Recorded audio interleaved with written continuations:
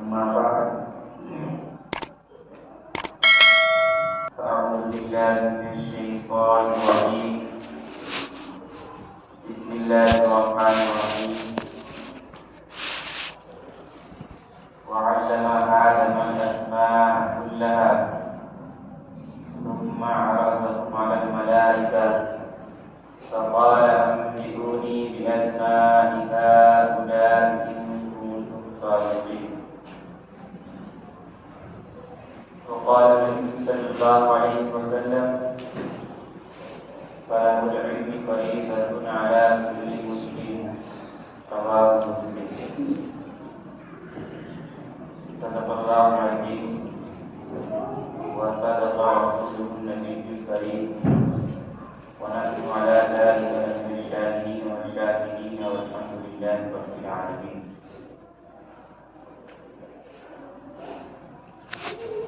روز محشر کی جانبدار قوت اولین پرکش نماز قوت برادران اسلام میرے محترم بزرگوں دوستوں اور عزیز دینی بھائیوں، میں نے آپ حضرات کے سامنے ایک آیت پڑھی ہے اور ایک حدیث پڑھی ہے. ایک آیت سورۃ نمبر 2 سورہ بقرہ کی آیت نمبر 21 پہلے پارہ کے 5ویں صفحہ کی 5ویں آیت. اللہ تبارک و تعالیٰ نے قرآن کریم کی ایک آیت میں فرمایا اور اس وقت نے فرمایا جب کہ آدم علیہ السلام دنیا کے اندر نہیں آئے. کیا فرمایا کہ ہم نے آدم کو تمام چیزوں کے نام سکھلا دیے، تمام چیزوں کے نام کی تعلیم دے دی. اس آیت سے ہمیں یہ پتہ چلتا ہے کوئی بھی ہمیں کام کرنا ہو تو پہلے ہمیں اسے سیکھنا پڑے گا. اگر کوئی نوسکھیا ہے، اگر اس نے سیکھا نہیں ہے اور وہ آئے جاب چڑھا دے تو بتائیے کیا ہوگا؟ کچھ بھی ہو سکتا ہے، گھنٹی بیٹھ جائے، کام کر جائے. تو اگر مسجد چلانا ہے، جبکہ مسجد چلانا ہے کوئی ثواب کا کام نہیں ہے. یہ آدمی اپنے رزق حلال کمانے کے لیے ایک ذریعہ بنایا. اللہ نے کہا نہیں کہ تم مسجد چلا. اس کو سیکھنے کے لیے، اس کو چلانے کے لیے بھی آدمی 1 مہینے پہلے تک تیاری کرتا ہے، سیکھتا ہے. کسی قاعدہ کے پاس، کسی مقابلے کے پاس جا کر سیکھتا ہے. جب فرشتوں نے کہا کہ آپ انسانوں کو کیوں پیدا کریں گے، وہ آپس میں جھگڑا کریں گے، لڑائی کریں گے، خونریزی کریں گے. اس وقت اللہ نے ان دونوں کا ایک مقابلہ کرانا چاہیے، یعنی آدم علیہ السلام کا اور فرشتوں کا. تو آدم علیہ السلام کی تیاری کرائی. وعلم آدم علم مطلب اللہ نے سکھلایا آدم علیہ السلام کو الاسماء کلھا مطلب تمام چیزوں کے، الاسماء مطلب نام، تمام چیزوں کے نام سکھلایا. پھر ان چیزوں کو فرشتوں کے سامنے رکھ دیا اور کہا انبئونی باسمائہا، جب تم اپنے دعوت میں سچے تو سب کو ان کا نام بتاؤ، اور وہ نہیں بتا پائے. پھر اللہ نے آدم علیہ السلام سے کہا اگلی آیت کے اندر آدم علیہ السلام نے ان سب کا نام بتا دیا. تو اس آیت سے پتا چلا کہ ہمیں کوئی بھی کام کرنا ہو پہلے ہمیں وہ سیکھنا پڑے گا. اور چاہے عبادت کی لائن سے ہو، چاہے کاروبار کی لائن سے ہو، چاہے ہم کسی مدرسے اسکول میں پڑھتے ہیں، اس کا ایگزام دینا ہے، اس کا امتحان دینا ہے، تو اس کے لیے بھی ہمیں پہلے تیاری کرنی ہے. بغیر تیاری کے، بغیر پریکٹس کے اگر ہم کوئی کام کریں گے وہ کام گڑبڑ ہو سکتا ہے. تو اسی طرح قرآن کریم کے سورۃ نمبر 5 سورۃ المائدہ، اس کی آیت نمبر 6 پارہ کے 7ویں صفحہ کے اندر اللہ نے ارشاد فرمایا یا ایھا الذین آمنوا اذا قمتم الی الصلاۃ.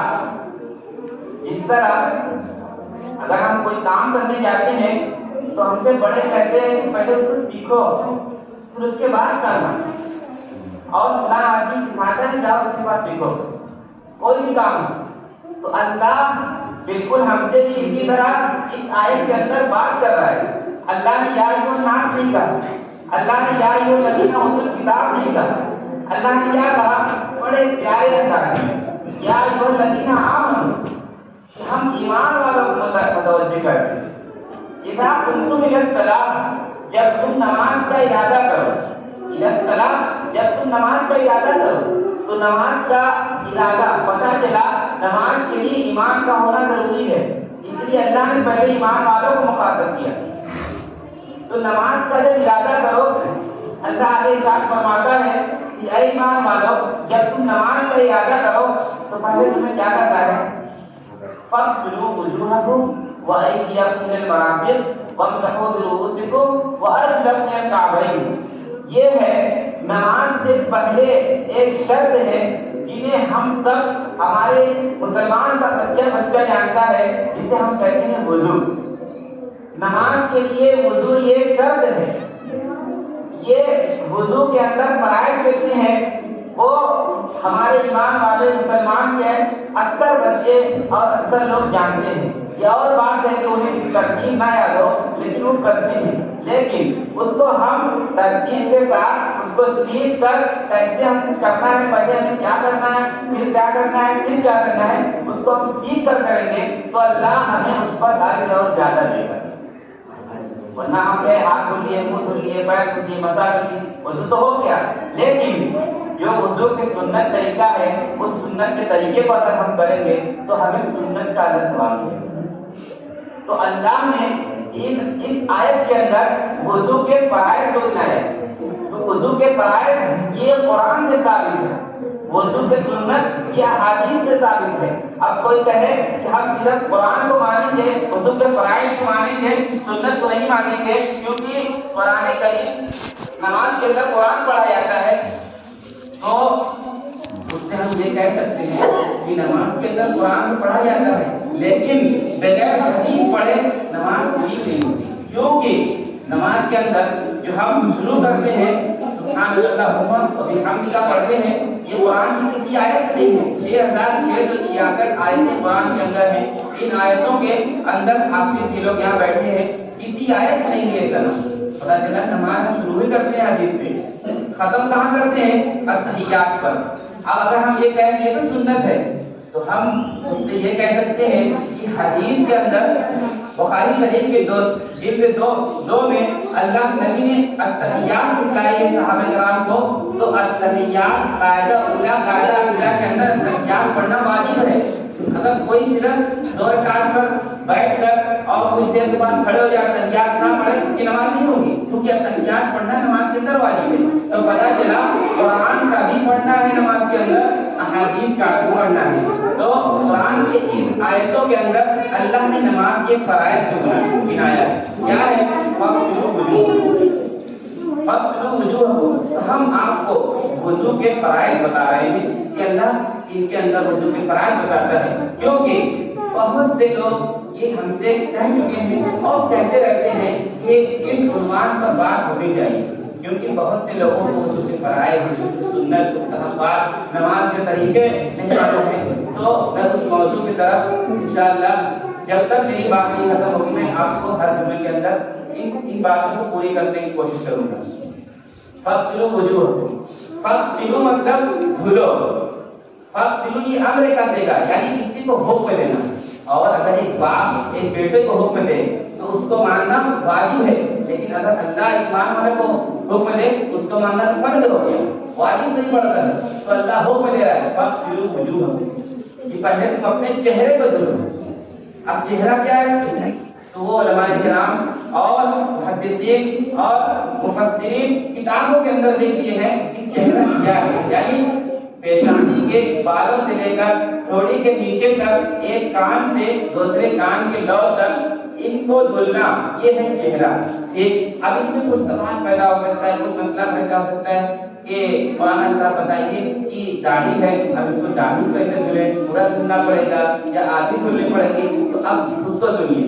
اب چہرے کا دھلنا تو فرض ہے، لیکن یہ داڑھی جو ہے، اگر اس داڑھی کے اندر 2 قسم کی داڑھی ہوتی ہے، ایک چھوٹی ہو، ہلکی ہو، جس سے اندر کی کھال نظر آ رہی ہے. اندر کی کھال نظر آ رہی ہے تو اندر کی کھال تک پانی پہنچانا اس وقت پڑ گئے.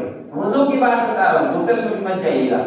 تو وضو کے اندر اگر داڑھی چھوٹی ہے تو ہمیں پانی داڑھی پورے کھال تک پہنچانا پڑے گا, اور اگر داڑھی گھنی ہے تو اوپر جو نظر آ رہی ہے داڑھی اس تک پانی پہنچانا فرض ہے, اندر پانی پہنچانا یہ ضروری نہیں ہے.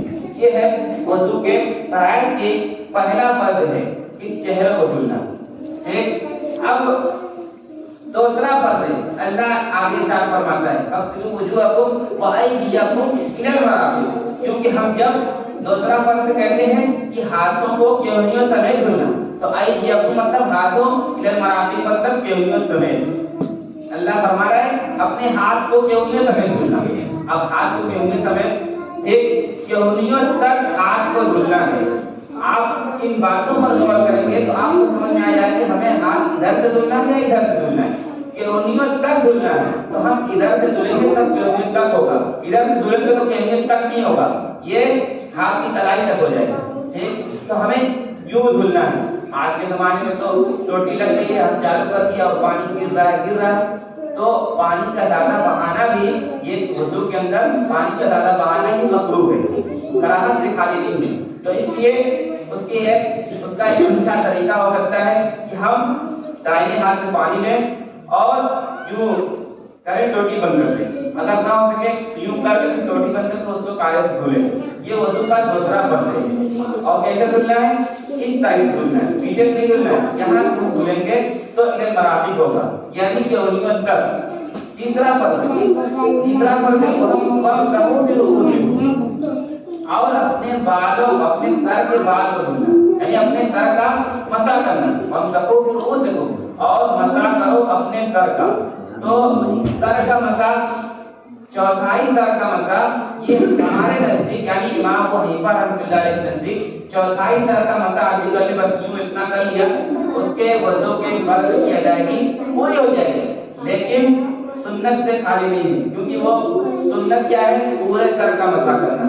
پورے سر کا مسح کریں گے تب یہ سنت ادا ہوگی, اور چوتھائی سر کا مسح کریں گے فرض تو ادا ہو جائے گا لیکن سنت کا ہمیں ثواب نہیں ملے گا. تو اس لیے چوتھائی سر میں فرض بتا رہا ہوں چوتھائی سر کا مسح کرنا یہ فرض ہے وضو کے اندر. اور چوتھا فرض کیا ہے؟ چوتھا فرض وارجلکم الی الکعبین. ارجلکم مطلب اپنے پیروں کو, الی الکعبین مطلب ٹخنوں سمیت. اب اس باتوں کو سمجھ میں آ رہا ہے کہ پیروں کو ان کی انگلیوں سے آگے سے دھلنا ہے, ٹخنوں سے دھلنا ہے, یہ اور انگلیوں کا خیال کرنا وہ تو سنت کی بات ہے. تو یہ آگے سے دھل کر ٹخنوں تک ہمیں دھلنا ہے.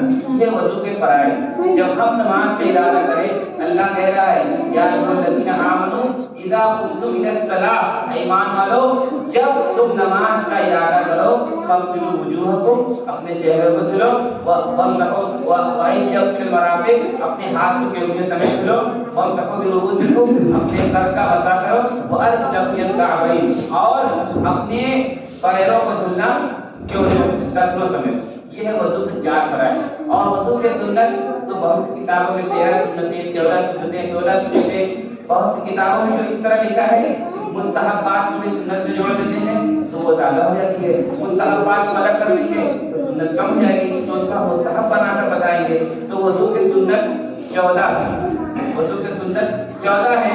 یہ جو اور بہت سی کتابوں میں لکھا ہے, اس کتاب آسان نماز کی کتاب ہے جن کو مولانا عاشق الہی بلند شہر رحمۃ اللہ علیہ نے حوالے کے ساتھ لکھا ہے. وضو کی سنت 14 ہے. پہلی سنت نیت کرنا, وضو کی نیت ہمیں کرنی پڑے گی, اور یہ نیت وضو کے اندر تو سنت ہے لیکن نماز کے اندر فرض ہے. تو وضو کی نیت کرنا سنت ہے. اگر کوئی بغیر نیت کے وضو کر لے, وضو تو ہو جائے گا لیکن اس کو سنت کا ثواب نہیں ملے گا, یعنی ثواب کے اندر کمی ہو جائے گی. دوسری سنت بسم اللہ کرنا. ایک بہتر یہ ہے کہ اس کی جو دعا ہے اس کو پڑھ لیں, بسم اللہ العظیم والحمدللہ علی دین الاسلام. یہ وضو کے شروع کرنے کی دعا ہے, بسم اللہ پڑھنا. اور اس کے بعد تیسرے نمبر پر آپ اپنے دونوں کلائی کو یعنی ہاتھ کو کٹوں تک پہلے دھلنا پڑے گا. پہلے ہاتھ کو کٹوں تک دھلنا, پھر اس کے بعد नाक कुल्ली करना 3 मरतबा। उसके बाद मिसवाक करना, अगर मिसवाक नहीं है तो उंगली से हम साफ कर लें। उसके बाद नाक में पानी डालना, नाक में पानी डालना है दाहिने हाथ से, नाक को साफ करना है बाएं हाथ से। बाएं हाथ की जो छोटी उंगली है फिंगर जिसे कहते हैं अरबी में, उसको उस उंगली से अपने नाक साफ करना। और इस तरह नहीं कि हमारे सामने वाले या बगल वाले को दिक्कत हो। आज के जमाने में हम इस तरह साफ करते हैं बिल्कुल एकदम, जो नमाज पढ़ते हैं वहां तक आवाज आती है, ये मकरूह है। आदमी अगर इतना ही ज्यादा करना है तो अपने घर में जाकर चिल्लाए, वो बेहतर होगा, क्योंकि यहाँ नमाजी है, उसका ख्याल करते हुए उस एक हिसाब से आपकी नाक साफ करें। ठीक, उसके बाद और नाक साफ कर लिया, उसके बाद पूरे चेहरे को 3 मरतबा धुलना है, पूरे चेहरे को 3 मरतबा धुलना है। उसके बाद पूरे हाथ को भी 3 मरतबा धुलना है, एक मरतबा धुलना पड़ते हैं, 3 मरतबा धुलना, ये सुन्नत है। उसके बाद हाथ धुलिए, चौथाई सर का मसा ये फर्ज है, पूरे सर का मसा बताया कि सुन्नत है। चौथाई सर का मसा अगर करेंगे तब भी हमारा वजू हो जाएगा, लेकिन सुन्नत का सवाब नहीं मिलेगा। पूरे सर का मसा करना है। और मसा के अंदर आजकल के जमाने में एक फैशन बन गया है जिसको हम इस तरह मसा करते हैं। आपने इससे पहले नहीं सुना होगा क्योंकि किसी ने बताया ही नहीं, हम शुरू से सुनते चले आ रहे थे, बस उसी पे अमल करते थे। तो अगर कोई बात शरीयत की हमें मिले जो हमें नहीं मालूम थी, तो हमें ये नहीं समझना चाहिए कि हम अब तक ये जानते रहे, आज ऐसा क्यों हो गया। ऐसा तो नहीं है। कोई एक आलिम भी अगर हो, वो भी नहीं कहेगा कि हम सब कुछ जानते हैं। उसको भी अगर कोई नई बात मिली है, मिलती है, तो उसकी तहकीक करके उसको मानता है। तो आप ये इस तरह नहीं, पूरा इस तरह हाथ करके ऐसे लेके जाना है। एक हदीस में है पूरा इस तरह लेके गए, पीछे लाने की जरूरत नहीं है। और दूसरी हदीस में है इस तरह लेके गए, यूं लेके चले जाए, क्योंकि इतना इस्तेमाल हो गया, अब इसको इस तरह ले जाएंगे तो ये जो है ये भी इस्तेमाल हो जाएगा। उसके बाद कानों का मसा करना है, कान का मसा करना है, ये शहादत की उंगली से। उसके बाद कान में उंगली जो इस तरह डालते हैं, ये वजू के आदाब में से, सुन्नत में से नहीं है। और उसके बाद गर्दन का मसा करना, गर्दन का मसा करते हैं, वो सुन्नत नहीं है, मुस्तहब कह सकते हैं।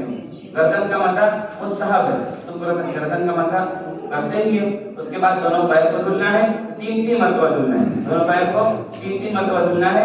और उसके बाद एक और है, वो ये है कि हमें तरतीब से धुलना है। ये नहीं कि पहले हम पैर धुलिए, फिर उसके बाद चेहरा धुलिए, फिर उसके बाद मसा कर लिए, फिर हाथ धुलिए, ये नहीं करना है। तरतीब से धुलना, ये इमाम अबू हनीफा रहमतुल्लाह अलैह के नज़दीक ये सुन्नत है। उसके बाद पैर दर पैर धुलना, पैर दर पैर, पैर दर पैर हम धुलेंगे। पैर दर पैर मतलब समझ रहे हैं, मतलब हम दोनों हाथ कदमों तक धुल लिए। अब ऐसा नहीं कि हम थोड़ी देर बात कर लें, फिर उसके बाद कुल्ली करें, फिर थोड़ी देर बात करें, फिर हम नाक में पानी डालें, नाक साफ करें, फिर थोड़ी देर बात करें, फिर हम हाथ चेहरा धुले। ये पैर दर पैर नहीं हुआ। पैर दर पैर मतलब लगातार जिसको हम कहते हैं, लगातार पूरे वजू को हम करते रहे। ऐसा नहीं कि थोड़ी देर करके फिर हम अंदर चले गए, फिर ऐसे धुली। हाँ, अगर वैसा हम कर लिए मिसाल के तौर पर, हम वहाँ से वजू बना के आए और यहाँ आने के बाद किसी ने बताया यार तुम्हारा वजू ही नहीं हुआ, तुम्हारा ये टचने के जो एड़ी वाला हिस्सा है वो धुला ही नहीं, वो तो सूखा रह गया, तो हम जाकर सिर्फ उतना ही धुल लें, उतना ही धुल लें। तो देखिए पैर दर पैर से खाली हो गया, क्योंकि हम थोड़ी देर के बाद इसको धुल लें। तो हमें पैर दर पैर धुलना है, ये भी सुन्नत है। और उसके बाद दाढ़ी का खिलाल करना है, उंगलियों का खिलाल करना है, ये सारी बातें सुन्नत है। और बहुत से मसाइल हमें आपको पेश आ सकते हैं, वक्ती वो हम उलमाए किराम का अपने पास मोबाइल नंबर रखें, क्योंकि मोबाइल है, इससे हमें फायदा उठाना चाहिए, इससे हमें फायदा उठाना चाहिए, क्योंकि इसके अंदर नुकसान तो ज्यादा है लेकिन फायदे कम है, फायदे कम है। लेकिन अगर एक इंसान चाहे कि इससे हम फायदा ज्यादा हासिल करें, नुकसान कम उठाए, तो उसके बस में है, क्योंकि इंसान खालिक तो नहीं है लेकिन काशिफ है, अपने काम को वो करता है। मोबाइल चला रहे तो उसके हाथ को अपने खुद से अपनी इरादे से मोबाइल चलाते हैं। ऐसा नहीं कि अल्लाह उसका हाथ पकड़वा कर चला रहा है, नहीं, वो अपनी इरादे से करता है। तो हम इस मोबाइल को रखते हैं तो इसके अंदर मोतबर आलिम, किसी मोतबर आलिम का नंबर रखें, और जब भी हमें कोई मसला पेश है नमाज को लेकर, वुज़ू को लेकर, गुस्ल को लेकर, तो हम उनका नंबर लगाएं और फौरन उनसे बात कर लें। आगे बात करने की वक्त हमें इजाजत नहीं देता, इसलिए हम वुज़ू के फराइज़, वुज़ू की सुन्नत तक अपनी बात को रखते हैं। इंशाअल्लाह आइंदा आपसे नमाज جن سے وضو ٹوٹ جاتا ہے، اور اس کے بعد وضو کے بعد تیمم کا مسئلہ، پھر غسل کا مسئلہ، نماز کے فرائض، نماز کے واجبات۔ ہاں ایک بات ہے کہ وضو کے لے کر میں وہ بتا دینا چاہتا ہوں، وضو کے اندر واجبات نہیں ہے، وضو کے اندر صرف فرائض ہے، صرف سنت ہے۔ وہ ہو سکتا ہے کہ حافظ کے لوگ کے ذہن میں بھی کئی بار سوال آیا کہ وضو کے اندر واجبات نہیں، کیا کوئی پوچھ سکتا ہے؟ تو وضو کے اندر واجبات نہیں، کیونکہ واجبات ان عبادت کے اندر ہوتا ہے جو عبادت مقصودہ ہو۔ عبادت مقصودہ، وضو کوئی عبادت مقصودہ نہیں ہے۔ وضو ہم بناتے ہیں قرآن پڑھنے کے لیے، وضو بناتے ہیں نماز پڑھنے کے لیے، جنازے کی نماز پڑھنے کے لیے، اچھا کام کرنے کے لیے۔ تو وضو یہ الگ سے کوئی عبادت مقصودہ نہیں ہے، اس لیے اس کے اندر واجبات نہیں۔ اسی طرح غسل ہے، غسل کے اندر بھی واجبات نہیں ہے، نماز کے اندر واجبات ہے۔ انشاءاللہ اس کے آگے میں اگلے آئندہ جمعہ کو اپنی بات کروں گا۔ اللہ تعالیٰ ہمیں ان باتوں پر صحیح عمل کرنے والا بنائے۔ وآخر دعوانا الحمدللہ رب العالمین۔